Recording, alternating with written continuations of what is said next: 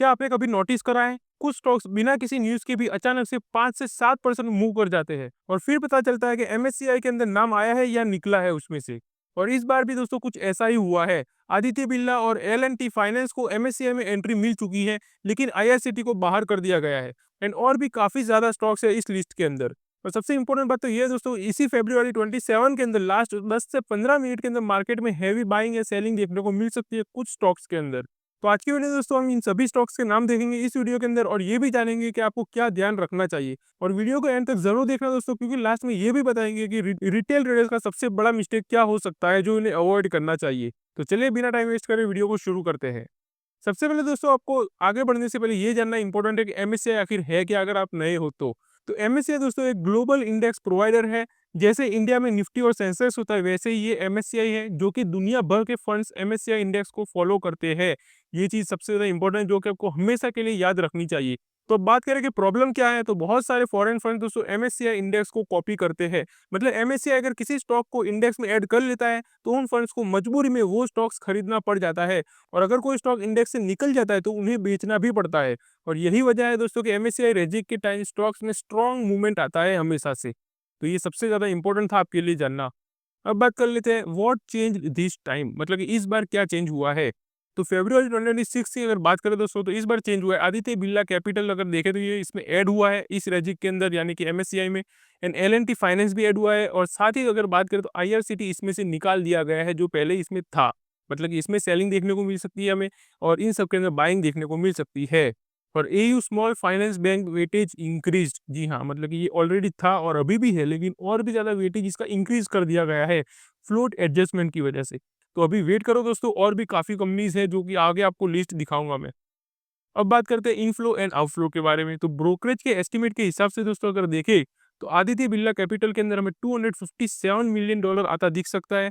L&T finance में 238 million आता दिख सकता है। एंड एयू स्मॉल फाइनेंस के अंदर $172 मिलियन आता दिख सकता है। और आईआरसीटी की बात करें तो 142 मिलियन जाएगा, मतलब कि आउटफ्लो होगा इसके अंदर से, इतना एस्टिमेट किया जा रहा है ब्रोकरेजेस की तरफ से। और सिंपल वर्ड्स में अगर देखें दोस्तों, इनफ्लो का मतलब तो आपको पता ही है कि पैसा आएगा और उससे डिमांड बढ़ेगी उन स्टॉक्स की। और आउटफ्लो का मतलब है कि पैसा निकलेगा तो सेलिंग प्रेशर भी बढ़ जाएगा उस स्टॉक के अंदर। तो ये सबसे इंपॉर्टेंट था आपके लिए जानना।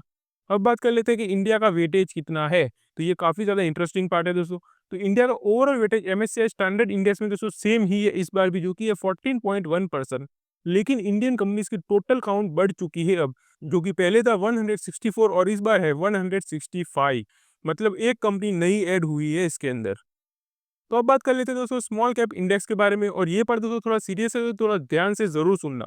तो सबसे पहले अगर देखें तो स्मॉल कैप इंडेक्स में काफी एक्सक्लूसिव होते हैं। जैसे कि पहले अगर बात करें तो 508 कंपनीज थी इसके अंदर, लेकिन अब कम हो चुकी है जो कि है 480 कंपनीज, यानी कि 28 कंपनीज इसमें से निकाल दी गई है। जी हाँ।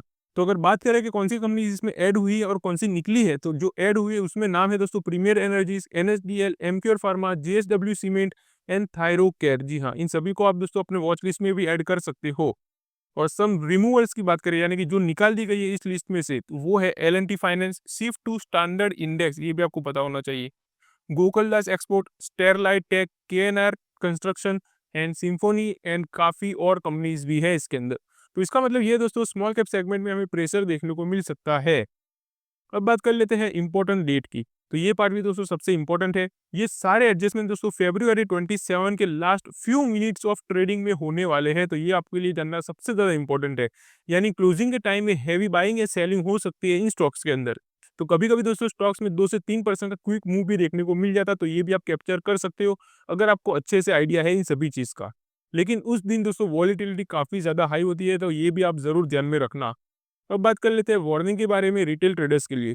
तो ये भी काफ़ी इंपॉर्टेंट चीज़ है दोस्तों। तो बहुत लोग एमएससीआई इंक्लूजन देखकर तुरंत स्टॉक खरीद लेते हैं, लेकिन याद रखो दोस्तों कि मार्केट ऑलरेडी इनफ्लो एक्सपेक्टेशन को प्राइस में इंक्लूड कर चुका होता है पहले से। तो कभी तो दोस्तों ऐसा भी होता है कि इंक्लूजन के बाद भी, यानी कि पैसा आने के बाद भी स्टॉक गिर जाता है, क्योंकि उसके अंदर पहले से काफ़ी अच्छा मूवमेंट देखने को मिल चुका होता है।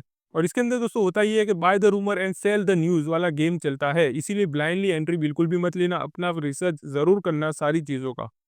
तो अगर दोस्तों आप ट्रेडर हो तो 27 फेब को क्लोजिंग ऑप्शन पे नजर जरूर रखना। और अगर आप इन्वेस्टर हो तो फंडामेंटली ज्यादा स्ट्रॉन्ग स्टॉक्स को ही पिक करना।